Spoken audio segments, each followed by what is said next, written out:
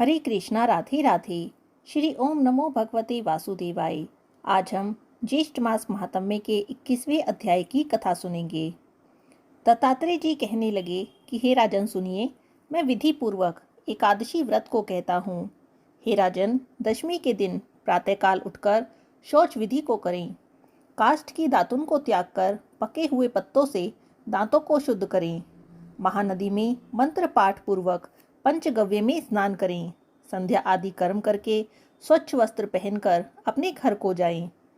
गूलर के पात्र में उत्तरमुखी होकर जल को भरें और देश काल का उच्चारण करते हुए ब्राह्मणों को प्रणाम करके कहें कि हे देवेश, आज मैं भक्ति पूर्वक आपका व्रत करूंगा। हे राजन, दशमी के दिन दूसरे के घर का अन्न, 2 बार भोजन, मांस, शोर और शरीर में तेल लगाना त्याग दें। हे राजन, हविष्यान्न के अतिरिक्त और सभी पदार्थ आमिष न खाने योग्य कहे गए हैं। अतः दशमी के दिन परितन से थोड़ा सा हविष्यान्न का ही भोजन करें। हे राजन सुनिए, दशमी की रात्रि में कथा श्रवण के द्वारा जागरण करें। तत्पश्चात सूर्योदय होने पर निर्मल जल में स्नान करें। पूजा गृह में आकर संध्या आदि नित्य कर्मों को करें।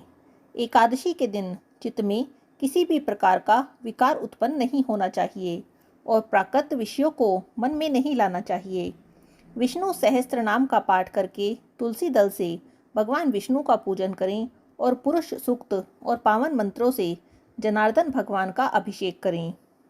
औषधि, मिथ्या भाषण, शयन, स्त्री के साथ वार्तालाप, क्रोध, कटु वचन, आलाप, काष्ठ के दातुन से दांतों का मर्दन, एकादशी के व्रत के फल को चाहने वाले को इन सभी कर्मों को नहीं करना चाहिए और प्रत्येक पहर में भगवान विष्णु का पूजन करना चाहिए। इसी तरह गाना और बाजा बजाते हुए सारा दिन और सारी रात व्यतीत कर देनी चाहिए और उत्सव मनाना चाहिए। दूसरे दिन प्रातःकाल जितनी भी द्वादशी हो, उस शेष द्वादशी में भक्ति युक्त चित्त से पारण करना चाहिए। पारणा न करने से पुण्य की हानि होती है, इसीलिए सर्वप्रथम से द्वादशी में पारणा करना बहुत ही शुभदायक होता है। हे वत्स, व्रतियों को संपूर्ण व्रत की सिद्धियों के लिए द्वादशी में पारणा अवश्य ही करना चाहिए। पारणा के दिन बहुत से ब्राह्मणों को भोजन कराएं। जो असमर्थ हों उनको 12 ब्राह्मणों को ही भोजन करा देना चाहिए। पूजन सामग्री से पूजन कर तपस्वियों को भोजन करा देना चाहिए। तृप्ति पर्यंत शर्करा युक्त पायस का भोजन कराएं। श्रेष्ठ ब्राह्मणों को मौन पूर्वक भोजन कराकर फिर स्वयं भी भोजन ग्रहण करें। पराया अन्न, आमिष यानी ना खाने योग्य वस्तु, मांस, उड़द, तेल, स्त्री सेवन, मधु, औषधि, दूसरे की चुगली, हिंसा और कांसे के बर्तन में भोजन करना, पान खाना, हजामत बनवाना, 2 बार भोजन करना, इन सभी बातों को द्वादशी के दिन त्याग दें। सब व्रतों में सबसे उत्तम व्रत यह 3 दिन में साध्य होता है। हे राजन, एकादशी के दिन भोजन नहीं करना चाहिए। अन्न का तो सर्वथा ही त्याग कर देना चाहिए। एकादशी के दिन जो अन्न खाते हैं वह नरक में जाते हैं।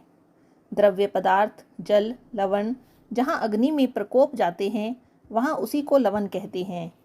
अन्य धान्य में सिद्ध जो अन्न है वह इसमें नहीं लिया जाता।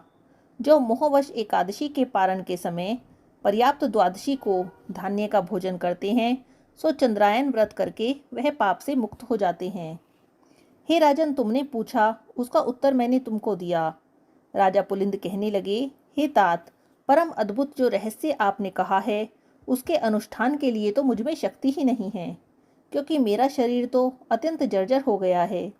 इसीलिए कृपा करके इसके सार को ठीक ठीक कहिए। हे भगवान, सार पदार्थ समस्त कर्मों के होते हैं।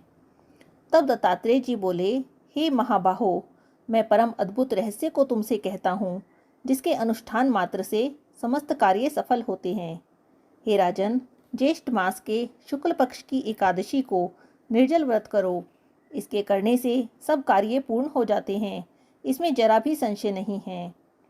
तब राजा पुलिंद बोले कि हे दत्तात्रेय जी, ज्येष्ठ मास की एकादशी निर्जला क्यों हुई?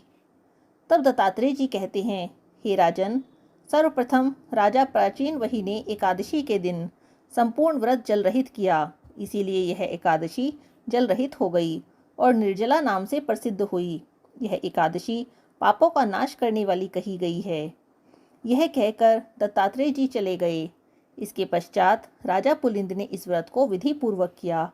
इस एकादशी के व्रत के अनुष्ठान मात्र से राजा पुलिंद दूसरे जन्मों में प्रहलाद नाम से भगवान के श्रेष्ठ भक्त और हिरण्यकश्यपों के पुत्र हुए।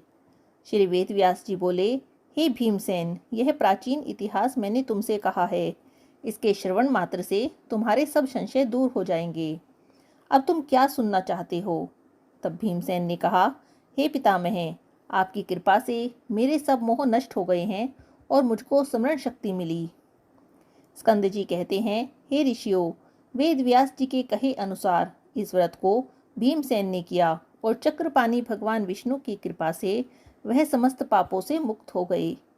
यहाँ पर ज्येष्ठ मास महात्म्य के 21वें अध्याय की कथा समाप्त होती है। हरे कृष्णा, राधे राधे।